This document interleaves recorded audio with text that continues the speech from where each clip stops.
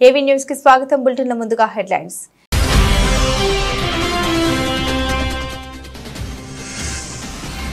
హైదరాబాద్ చేరుకున్న రాష్ట్రపతి ద్రౌపది ముర్ము. ఘన స్వాగతం పలికిన గవర్నర్ జిష్ణుదేవ్ వర్మ, ముఖ్యమంత్రి రేవంత్ రెడ్డి, మంత్రులు.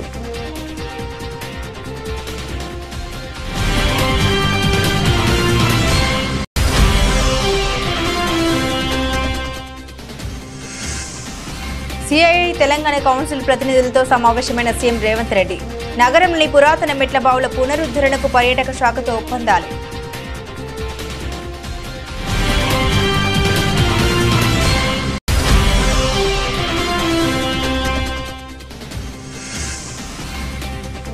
ప్రతి ఒక్కరూ తిరుమల నిబంధన పాటించాల్సిందే. తిరుమల కోట్ల మంది హిందువుల పుణ్యక్షేత్రమన్న చంద్రబాబు.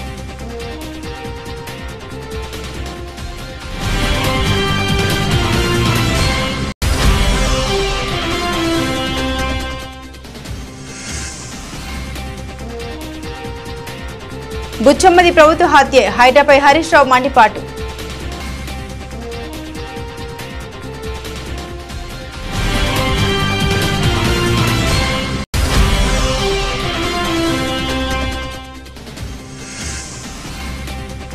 భగవంతుడా, చంద్రబాబుకు మంచి బుద్ధి ప్రసాదించు.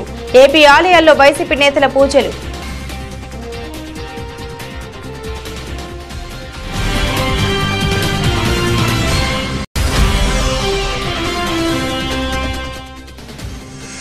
కేంద్ర ప్రాయోజిత పథకాల అమలుపై సీఎస్ నీరబ్ కుమార్ ప్రసాద్ సమీక్ష. అన్ని సీసీ కెమెరాలను రాష్ట్ర సచివాలయంలోనే రియల్ టైం గవర్నెన్స్ వ్యవస్థతో అనుసంధానించాలని ఆదేశాలు.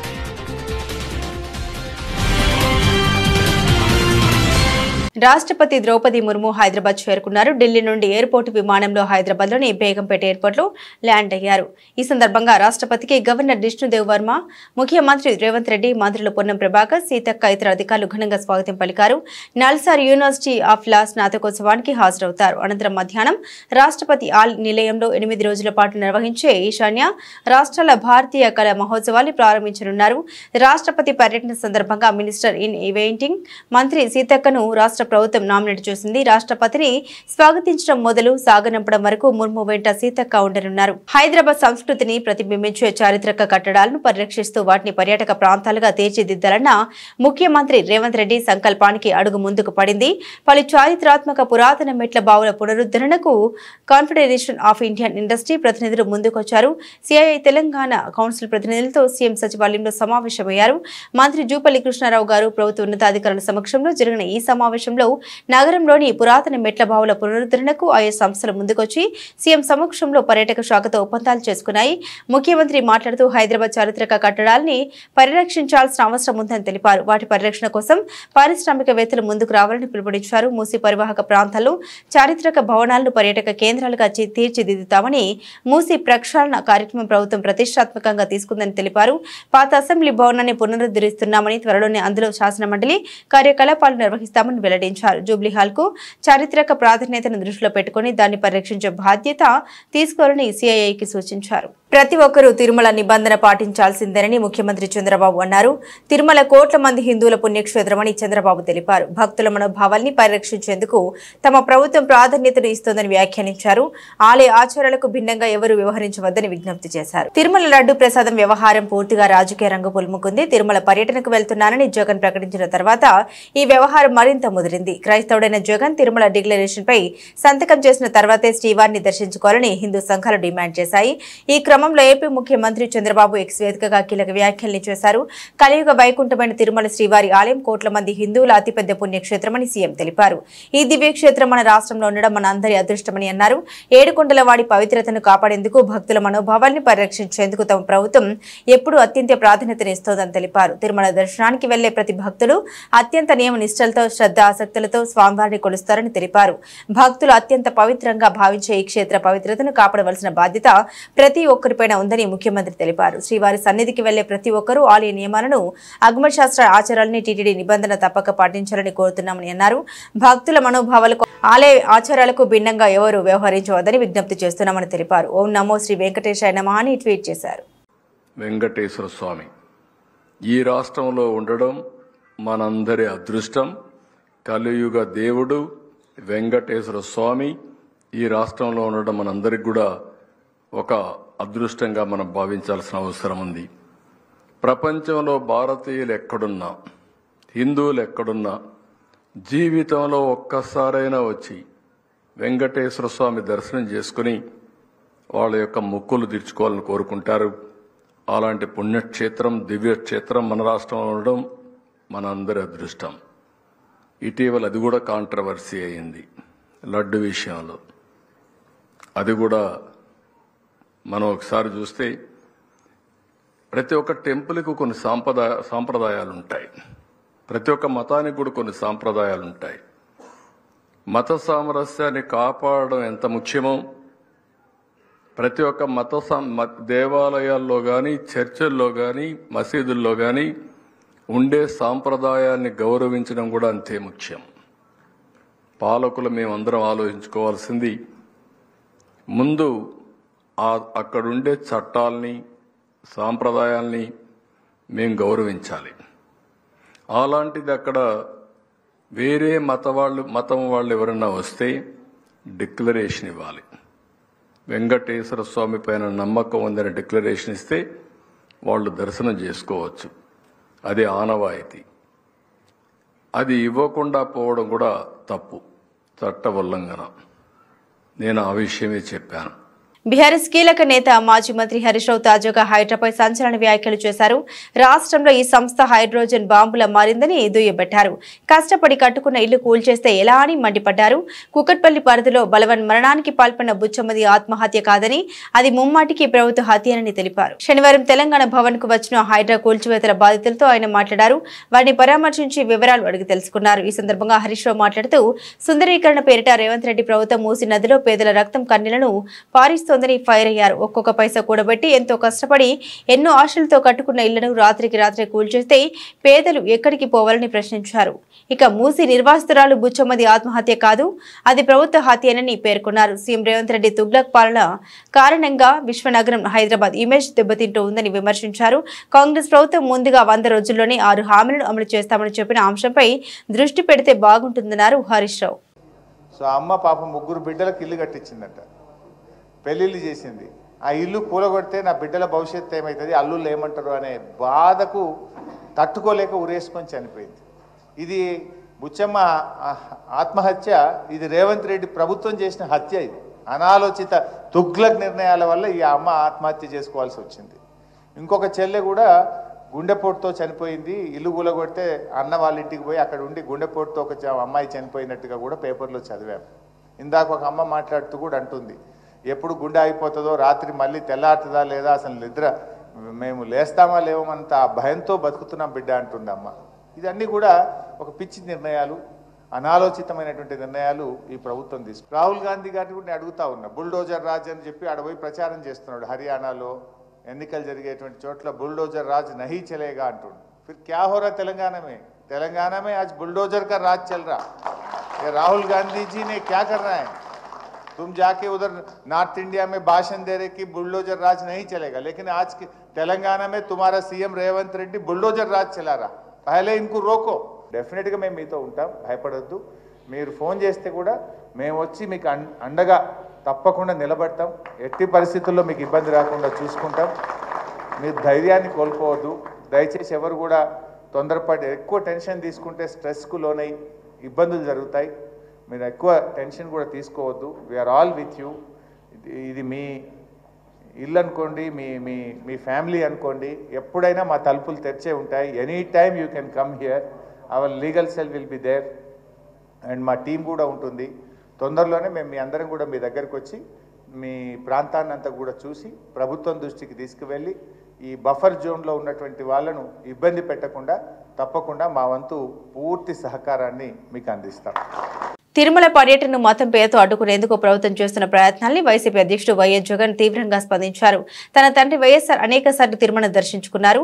తన సీఎంగా 5 సార్లు శ్రీవారికి పట్టు వస్త్రాలు సమర్పించారన్నారు. తన మతమేందో ప్రజలందరికీ తెలుసని అన్నారు. తిరుమల పర్యటన సందర్భంగా నెలకొన్న పరిస్థితులపై తాడేపల్లి నివాసంలో ఆయన మీడియాతో మాట్లాడారు. తాను 4 గోడల మధ్య బైబిల్ చదువుతా, తప్పేముంది, బయటకు పోతే హిందుత్వాన్ని, ముస్లిం, సిక్కు మతాలను గౌరవిస్తా, అనుసరిస్తారని వెల్లడించారు జగన్. తిరుమలకు వస్తానంటే డిక్లరేషన్ ఇవ్వాలని డిమాండ్ డిమాండ్ చేయడం శోచనీయమని ఆరోపించారు. నా మతం మానవత్వం డిక్లరేషన్లు రాసుకుంటే రాసుకోండని వెల్లడించారు. దేవుణ్ణి దర్శించుకోవడానికి 5 ఏళ్ల పాటు సీఎంగా పనిచేసిన వ్యక్తి పరిస్థితి ఇలా ఉంటే దళితుల పరిస్థితి ఏమిటని, వారిని రాబోయే రోజుల్లో గుడికి రాణిస్తారా అంటూ అనుమానం వ్యక్తం చేశారు. తాను అధికారంలోకి రాకముందు చంద్రబాబు హయాంలోనే చేపట్టిన పాదయాత్ర తిరుమల నుండే మొదలుపెట్టి తిరుమలలోనే కాలినడకని స్వామివారిని దర్శించుకున్నానని వెల్లడించారు. అప్పుడు లేని మతం డిక్లరేషన్ ఇప్పుడు ఎందుకని ప్రశ్నించారు. రాజకీయ లబ్ధి కోసం హిందూ ధర్మాన్ని వాడుకోవడం ముఖ్యమంత్రి స్థాయిలో ఉన్న చంద్రబాబుకు సబబేనా అంటూ నిలదీశారు జగన్. రాష్ట్రంలో ఈరోజు ఎప్పుడూ కూడా చూడని రాక్షస రాజ్యం నడుస్తూ ఉంది. నిజంగా దేవుడి దగ్గరికి వెళ్ళే కార్యక్రమాన్ని కూడా అడ్డుకునే మనస్తత్వం బహుశా నా రాజకీయ జీవితంలో నేను ఎప్పుడు చూడలే. దేవుడి దగ్గరికి దర్శనం చేసుకునేదానికి వెళ్తాము అని అంటే కూడా అడ్డుకునేందుకు ప్రయత్నం చేస్తూ అడుగులు వేస్తూ ఉన్న పరిస్థితులు బహుశా ఎప్పుడూ కూడా జరిగి ఉండదు. దేశంలో కూడా ఎప్పుడు బహుశా జరిగి ఉండదు. రాక్షస రాజ్యం అనేది ఒక రాష్ట్ర ముఖ్యమంత్రి ఇంకా 5 సంవత్సరాలు బ్రహ్మోత్సవాలలో తిరుమల తిరుపతి దేవస్థానానికి వస్త్రాలు సమర్పించిన నేను, ఇన్నిసార్లు తిరుమల తిరుపతి దేవస్థానానికి వెళ్ళిన నేను, ఈరోజు తిరుమల తిరుపతి దేవస్థానానికి నేను రాకూడదట, పోకూడదట. కారణం ఏమిటంటే నా మతమట. నేను అడుగుతా ఉన్నా, నా మతం ఏమిటి అని అడుగుతా ఉన్నారు. అడుగుతా ఉన్నా నా మతం ఏమిటని. అవును, 4 గోడల మధ్య నేను బైబిల్ చదువుతాను, తప్పేముంది? బయటికి పోతే హిందూ సాంప్రదాయాలను నేను అనుసరిస్తాను, గౌరవిస్తాను. బయటికి పోతే ఇస్లాంను అనుసరిస్తాను, గౌరవిస్తాను. బయటికి పోతే సిక్కిజంను అనుసరిస్తాను, సిక్కిజంను నేను గౌరవిస్తాను. నా మతం ఏమిటని అడుగుతా ఉన్నారు. నా మతం మానవత్వం. డిక్లరేషన్లో రాసుకుంటానేమో రాసుకుంటా. పద్మశాలుల అభివృద్ధి కోసం, అభ్యున్నతి కోసం, హక్కుల కోసం తన చివరి శ్వాస వరకు పోరాటం చేసిన మహనీయుడు కొండ లక్ష్మణ్ బాపూజీ అని మాజీ మంత్రి ఎమ్మెల్యే హరీష్ రావు తెలిపారు. సిద్దిపేట జిల్లా నాంగునూరు మండల కేంద్రంలో మండల పద్మశాలి సంఘం కులస్తుల ఆధ్వర్యంలో ఏర్పాటు చేసిన కొండ లక్ష్మణ్ బాపూజీ విగ్రహావిష్కరణ కార్యక్రమంలో మాజీ మంత్రి హరీష్ రావు, పద్మశాలి సంఘం జిల్లా అధ్యక్షుడు డాక్టర్ సతీష్లు పాల్గొన్నారు. ఈ సందర్భంగా మాట్లాడుతూ కొండ లక్ష్మణ్ బాపూజీ తెలంగాణ ఉద్యమానికి చాలా దగ్గరగా సంబంధం ఉందన్నారు. 1969లో తెలంగాణ రాష్ట్రాన్ని ఏర్పాటు చేయాలని తన మంత్రి పదవిని గడ్డిపోచులుగా త్యజించిన గొప్ప వ్యక్తి అని కొనియాడారు. జయంతి సందర్భంగా నంగునూరులో బాపూజీ గారి విగ్రహాన్ని ఆవిష్కరించుకోవడం చాలా సంతోషం. ఈ విగ్రహ ఏర్పాటుకు కృషి చేసినటువంటి ప్రతి ఒక్కరిని ముందుగా నేను మనస్ఫూర్తిగా అభినందిస్తా ఉన్నాను. కొండా లక్ష్మణ్ బాపూజీ గారికి తెలంగాణ ఉద్యమానికి చాలా దగ్గర సంబంధం ఉంటుంది. 1969లో తెలంగాణ రాష్ట్రాన్ని ఏర్పాటు చేయాలని గడ్డిపోచలాగా మంత్రి పదవిని త్యజించిన వ్యక్తి కొండా లక్ష్మణ్ బాపూజీ గారు. అంటే మనము మలిదేశ ఉద్యమంలో రాజీనామాలు చూసాం, కానీ అప్పుడు 69లోనే తన మంత్రి పదవిని తెలంగాణ కోసం, తెలంగాణ ఏర్పాటు చేయాలని చెప్పి రాజీనామా చేసినటువంటి వ్యక్తి. ఇంకా బాగా గుర్తు చేసుకుంటే మలిదశ ఉద్యమంలో 97 ఏళ్ల వయసులో, 97 ఏళ్ళకి కాలు తీసి ఇంతకెళ్ళి బయటపెట్టడే కష్టం. 97 ఏళ్ల వయసులో హైదరాబాద్ నుంచి ఢిల్లీకి పోయి, ఢిల్లీలో జంతర్ మంతర్ దగ్గర ఆ చలికాలం ఢిల్లీ చలి అంటే గడగడుతుంది. 97 ఏళ్ల వయసులో జంతర్ మంతర్లో తెలంగాణ రాష్ట్రాన్ని ఏర్పాటు చేయాలని నిరాహార దీక్ష చేసినటువంటి వ్యక్తి కొండా లక్ష్మణ్ బాపూజీ. కేసీఆర్ గారు గులాబీ జెండా ఎగిరేసి తెలంగాణ కోసం కొట్లాడితే తన ఇంటిని పార్టీ ఆఫీస్ కోసం ఇచ్చినటువంటి గొప్ప మహనీయుడు కొండా లక్ష్మణ్ బాపూజీ. ఆయన పేరులో కొండ ఉంది. నిజంగా ఆయన వ్యక్తిత్వం కూడా కొండంత గొప్ప వ్యక్తిత్వం కలిగినటువంటి వ్యక్తి. ఆంధ్రప్రదేశ్ రాష్ట్ర వ్యాప్తంగా ఆలయాలకు వైసీపీ నేతలు శనివారం క్యూ కట్టారు. చంద్రబాబుకు మంచి బుద్ధి ప్రసాదించారని వేడుకుంటూ ప్రత్యేక పూజలు నిర్వహించారు.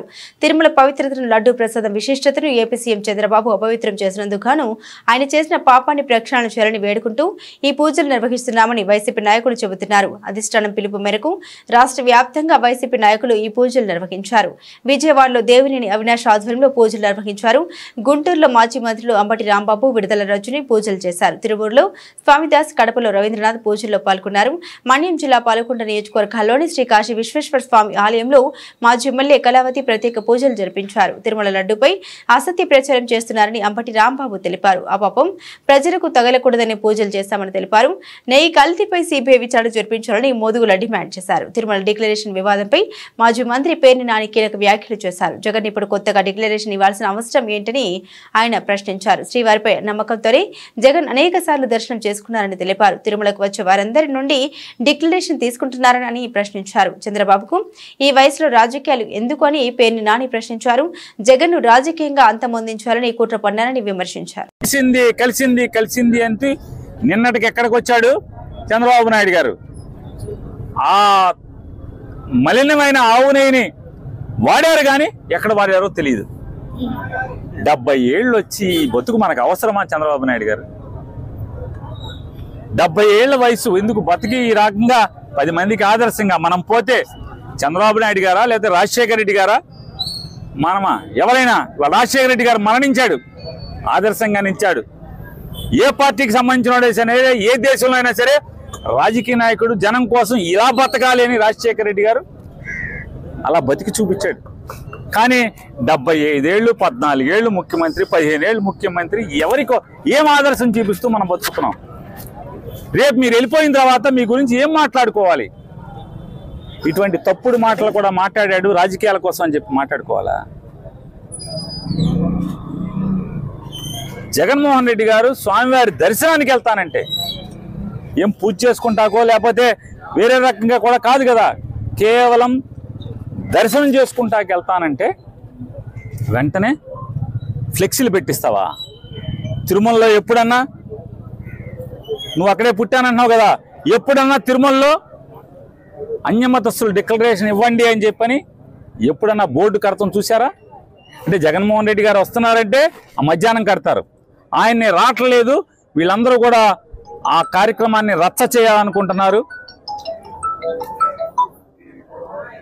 హిందువుల ముసుగులో రాజకీయాల కోసం బతికేటువంటి కొంతమంది కాషాయ బట్టలు వేసుకుని నోరు కాషాయ నాలుకలు వేసుకుని తిరిగేటువంటి దొంగ భక్తులు ఎవరైతే ఉన్నారో, హిందూ మతానికి మేమే రిప్రజెంటేషన్స్ అని చెప్పని కేకల బొబ్బలు పెట్టేటువంటి వ్యక్తులు ఎవరైతే ఉన్నారో వాళ్ళు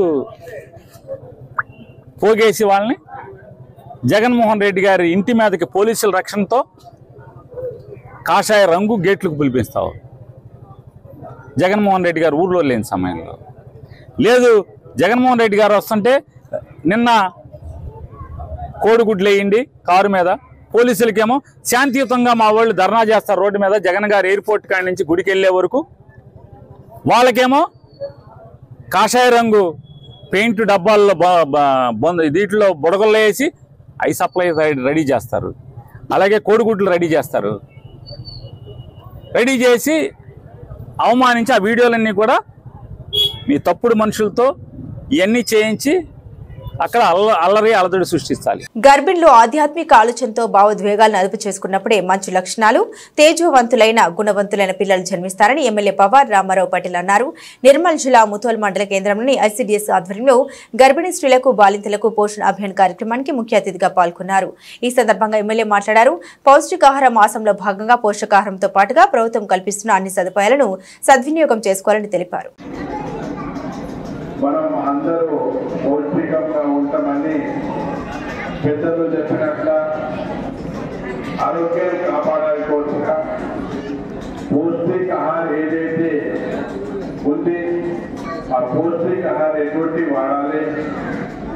ఇక్కడ అంగన్వాడీ టీచర్స్ అనుకోండి, ఆయన అనుకోండి, అన్ని విధాలుగా చెప్తున్నారు. వాస్తవంగా ఈరోజు చూస్తే పెస్టిసైడ్స్ ఫర్టిలైజర్ విడిగా వాడుకుంటున్నాం. మనము పంటల మీద పెస్టిసైడ్ మందు వేస్తే ఏదైతే అది ఆహారం వస్తుంది. మన కూరగాయలు అనుకోండి, పండు అనుకోండి, ఇటువంటి పదార్థాలు తీసుకుంటే మన శరీరంకు చాలా మంచిది కాదు. చిన్న మీకు ఉదాహరణ చేస్తాం. మన వంకాయ కూర తింటాం. మనం వంకాయ అంగడిలో తీసుకుంటే, బాజార్లో తీసుకుంటే అది సింథటిక్ వాడి అది మనకు అమ్ముతారు, అదే మనం తింటాం. కానీ మన ఇంట్లో ప్రతి ఇంట్లో ముంగట పెరిగి ఉంటుంది, వరండా ఉంటుంది. ఒక 10 చెట్లు పెట్టుకుంటే సంవత్సరం వరకు మన అంకాయలు కానీ, మన పాలకూర కానీ, కొత్తిమీర కూర కానీ అవన్నీ మన ఇంటికాడ చేసుకుంటే. రాష్ట్రంలో అమలు జరుగుతున్న వివిధ కేంద్ర ప్రాయోజిత పథకాలపై రాష్ట్ర సచివాలయంలో ప్రభుత్వ ప్రధాన కార్యదర్శి నీరబ్ కుమార్ ప్రసాద్ సంబంధిత శాఖల అధికారులతో సమీక్షించారు. రాష్ట్రంలోని అన్ని సీసీ కెమెరాల్ని రాష్ట్ర సచివాలయంలోనే రియల్ టైం గవర్నెన్స్ వ్యవస్థతో అనుసంధానించాలని పీసీఎస్ తెలిపారు. పంచాయతీరాజ్ మరియు గ్రామీణ అభివృద్ధి, హోం నైపుణ్య అభివృద్ధి, సాంఘిక బీసీ గిరిజన మహిళా శిశు సంక్షేమం, విభిన్న ప్రతిభావంతుల శాఖలతో పాటు గృహ నిర్మాణ, వ్యవసాయ, వైద్య, ఆరోగ్య, మత్స్య శాఖలకు సంబంధించి కేంద్ర రాష్ట్ర ప్రభుత్వాల సహకారంతో అమలు జరుగుతున్న వివిధ కేంద్ర ప్రాయోజిత పథకాల అమలు తీరును, ఆయా పథకాల ప్రగతిని సీఎస్ సమీక్షించారు. ముందుగా పంచాయతీరాజ్ మరియు గ్రామీణ అభివృద్ధి శాఖకు సంబంధించిన వివిధ కేంద్ర ప్రాయోజిత పథకాలపై సీఎస్ సమీక్షించారు. ఆ శాఖ ముఖ్య కార్యదర్శి శశిభూషణ్ కుమార్ మాట్లాడారు. PRNRD శాఖలో మొత్తం 22 కేంద్ర ప్రాయోజిత పథకాలు అమలు చేయడం జరుగుతుందని వివరించారు. 2023-2024లో వివిధ కేంద్ర ప్రాయోజిత పథకాల కింద 13,366 కోట్లను, 2024-2025లో ఇప్పటి వరకు 7,899 కోట్ల రూపాయలను ఖర్చు చేయడం జరిగిందని తెలిపారు. 2024-2025 సంవత్సరానికి గాను కేంద్ర ప్రభుత్వం వివిధ ప్రాయోజిత పథకాల అమలుకు కేంద్ర ప్రభుత్వ వాటాగా 8,340 కోట్ల విడుదల చేసిందని తెలిపారు. పంచాయతీరాజ్ మరియు గ్రామీణాభివృద్ధి శాఖలో వివిధ కేంద్ర ప్రాయోజిత పథకాలు విజయవంతంగా అమలు జరుగుతున్నట్లు శశిభూషణ్ కుమార్ సీఎస్ కు వివరించారు. సాంఘిక బీసీ గిరిజన మహిళా విభిన్న ప్రతిభావంతుల శాఖలతో పాటు గృహ నిర్మాణం, వ్యవసాయ, వైద్య, ఆరోగ్య, మత్స్య శాఖలకు సంబంధించిన కేంద్ర ప్రాయోజిత కార్యక్రమాల అమలు ప్రగతిని ఆయా శాఖల అధికారులతో సీఎస్ నీరబ్ కుమార్ ప్రసాద్ సమీక్షించారు. తిరుమలలో శ్రీవారి దర్శనం కోసం వచ్చే భక్తుల కోసం టీటీడీ మరో సంచలన నిర్ణయం తీసుకుంది. వెంటనే దాన్ని అమలు చేస్తూ తిరుమలలోని ముఖ్య వీధుల్లో బోర్డులు ఏర్పాటు చేశారు. వైసీపీ పాలనలో లడ్డు తయారీలో కల్తీ నెయ్యి వాడారన్న చంద్రబాబు చేసిన ఆరోపణతో తిరుమల పవిత్రత దెబ్బతిందని వైసీపీ అధ్యక్షుడు మాజీ సీఎం వైఎస్ జగన్ ఆరోపించారు. స్వయాన ముఖ్యమంత్రి ఆరోపణలతో తిరుమలకు కలిగిన అపవిత్రత నుండి ఆలయానికి రాష్ట్ర ప్రజలకు మేలు కలగాలని కోరుతూ పాప ప్రక్షాళన కోసం జగన్ శనివారం తిరుమలలో స్వామివారి దర్శనానికి నిశ్చయించారు. అయితే కొందరు ఇతర మతస్థుడంటూ విమర్శిస్తూ జగన్ తిరుమలకు వస్తే అడ్డుకుంటామని బీజేపీతో పాటు ధార్మిక సంఘాలు హెచ్చరించాయి. తిరుమలకు వస్తే డిక్లరేషన్ మీద సంతకం పెట్టాల్సిందే అంటూ డిమాండ్లు రావడంతో స్పందించిన టీటీడీ హిందూయేతరుల కోసం తిరుమలలో ప్రత్యేకంగా బోర్డులు ఏర్పాటు చేసింది. అన్ని మతస్థులు పాటించాల్సిన నియమ నిబంధనలు తెలుపుతూ Vaikuntham complex, ATC circle, Gokulam guest హౌస్ల వద్ద బోర్డులను నెలకొల్పింది. అయితే ఏర్పాటు చేసిన కొన్ని గంటల్లోనే వైకుంఠం కాంప్లెక్స్ మినహా మిగతా అన్ని చోట్ల వాటిని తొలగించారు. ములుగు జిల్లా తాడ్వాయి మండలం దామరవాయి అటవీ శాఖ అధికారులపై దాడి చేయడాన్ని తీవ్రంగా ఖండిస్తూ ఉన్నామని తుడుందెబ్బ రాష్ట్ర నాయకులు తెలిపారు. సెక్షన్ ఆఫీసర్, బీటా ఆఫీసర్లపై దాడికి పాల్పడింది వలస వచ్చిన సూరజ్ రెడ్డి అని, అతను నల్గొండ జిల్లా వాసి అని పేర్కొన్నారు.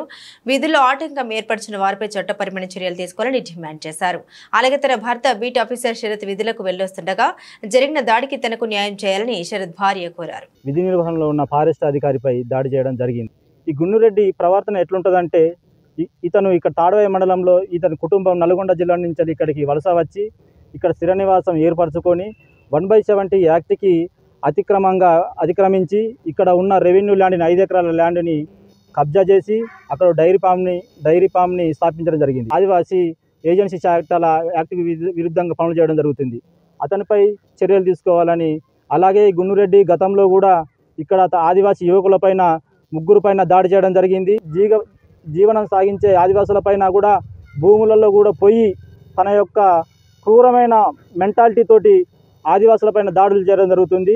కాబట్టి విధి నిర్వహణలో ఉన్న సోలం శరత్ చంద్రని దాడి చేసిన గున్నురెడ్డిపై SC/ST అట్రాసిటీ కేసు నమోదు చేసి ఆదివాసులకి వ్యతిరేకంగా కార్యక్రమాలు చేస్తున్న గుండ్రెడ్డిపై చర్యలు తీసుకోవాలని కోరుకోవడం జరుగుతుంది. ఆలం కిషోర్ ఆదివాసీ హక్కుల పోరాట సమితి రాష్ట్ర కో కన్వీనర్గా పనిచేస్తున్న సోలం శరత్ చంద్ర ఆదివాసీ ఉద్యోగి.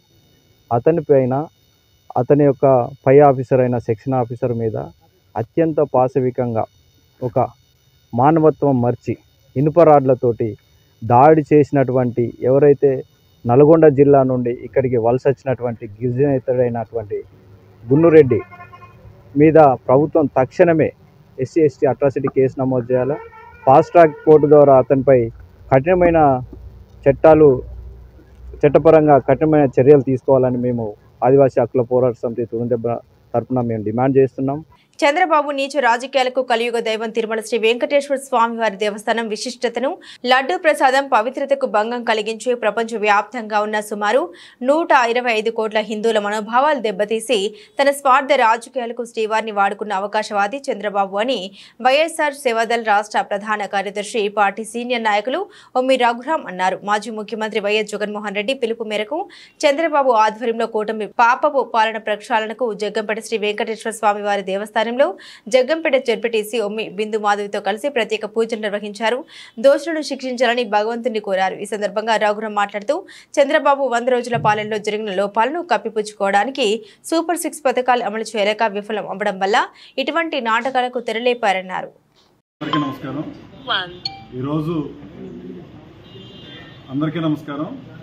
ఈరోజు జగ్గంపేట వెంకటేశ్వర స్వామి దేవస్థానంలో అలాగే రాజగోపాల స్వామి దేవస్థానంలో ఈరోజు రాష్ట్రంలో జరుగుతున్న మరి ముఖ్యంగా తిరుమల తిరుపతి దేవస్థానానికి సంబంధించి దేవస్థానం ప్రతిష్టని భంగపరిచేలా, అలాగే దేవస్థానానికి సంబంధించినటువంటి లడ్డూ ప్రసాదాన్ని అప్రతిష్ట పాలు చేసేలా ప్రపంచవ్యాప్తంగా ఉన్న సుమారు 125 కోట్ల మంది హిందువుల మనోభావాలు దెబ్బతీసే విధంగా ప్రస్తుతం పరిపాలన చేస్తున్నటువంటి కూటమి ప్రభుత్వం, చంద్రబాబు నాయుడు గారు ముఖ్యమంత్రిగా హిందువుల మనోభావాలు దెబ్బతీసే విధంగా లేనిదాన్ని ఉన్నట్టుగా అబద్ధాలు చెబుతూ ఈరోజు హిందూ మనోభావాలు దెబ్బతీయడంతో పాటుగా రాష్ట్రంలో పవన్ కళ్యాణ్ గారు మత విద్వేషాలు రెచ్చగొట్టే విధంగా హిందువులు, క్రైస్తవులు, ముస్లింల మనోభావాల్ని రెచ్చగొడుతూ ప్రొవోక్ చేస్తూ ఈరోజు జరుగుతున్నటువంటి ఏదైతే పరిపాలన ఉందో ఆ పరిపాలన ఒక పాపపు పరిపాలనగా, అటువంటి కూటమి ప్రభుత్వ పరిపాలన ప్రక్షాళన జరగాలన్న ఆలోచనతో గౌరవ మాజీ ముఖ్యమంత్రి వర్యులు జగన్మోహన్ రెడ్డి గారి పిలుపు మేరకు ఈరోజు జగ్గంపేట నియోజకవర్గ కేంద్రంలో వెంకటేశ్వర స్వామి దేవస్థానంలో ప్రత్యేకమైనటువంటి పూజలు నిర్వహించి ఏదైతే ఈరోజు అబద్ధపు ప్రచారం జరుగుతుందో దాంట్లో వాస్తవాలు నిగ్గుతేల్చాలని ఆ వెంకటేశ్వర స్వామిని ప్రార్థించడం జరిగింది. ఇందులో భాగంగా ఈరోజు ఈ కార్యక్రమంలో పాల్గొన్నటువంటి ప్రతి ఒక్కరికి పేరు పేరున ప్రత్యేకమైనటువంటి కృతజ్ఞతలు, ధన్యవాదాలు తెలియజేస్తూ ఈరోజు ఎన్నో రకాలైనటువంటి అబద్ధాలు. బులెటిన్ ముగించే ముందు హెడ్లైన్స్ మరోసారి.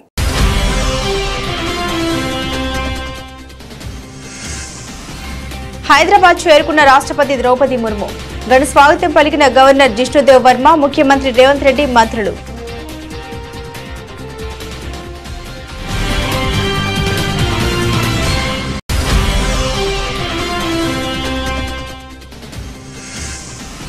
సిఐఐ తెలంగాణ కౌన్సిల్ ప్రతినిధులతో సమావేశమైన సీఎం రేవంత్ రెడ్డి, నగరంలోని పురాతన మెట్ల బావుల పునరుద్ధరణకు పర్యాటక శాఖతో ఒప్పందాలు.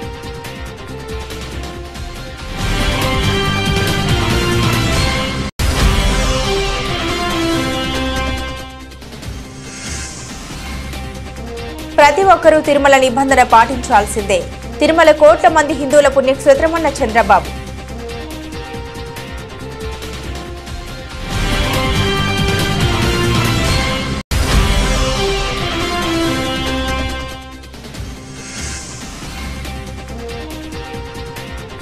బుచ్చమ్మది ప్రభుత్వ హత్యే, హైడ్రాపై హరీష్ రావు మండిపాటు.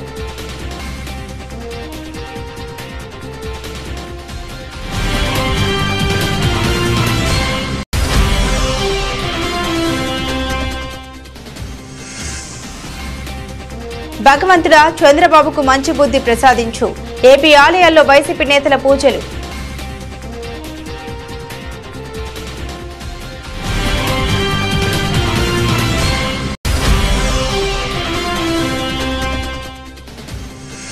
కేంద్ర ప్రాయోజిత పథకాల అమలుపై సీఎస్ నీరబ్ కుమార్ ప్రసాద్ సమీక్ష.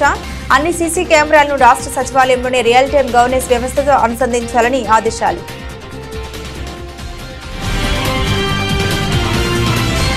ఇవి బులెటిన్లోని విశేషాలు. తిరిగి మరో బులెటిన్తో మళ్ళీ కలుసుకుందాం. అంతవరకు సెలవు. నమస్కారం.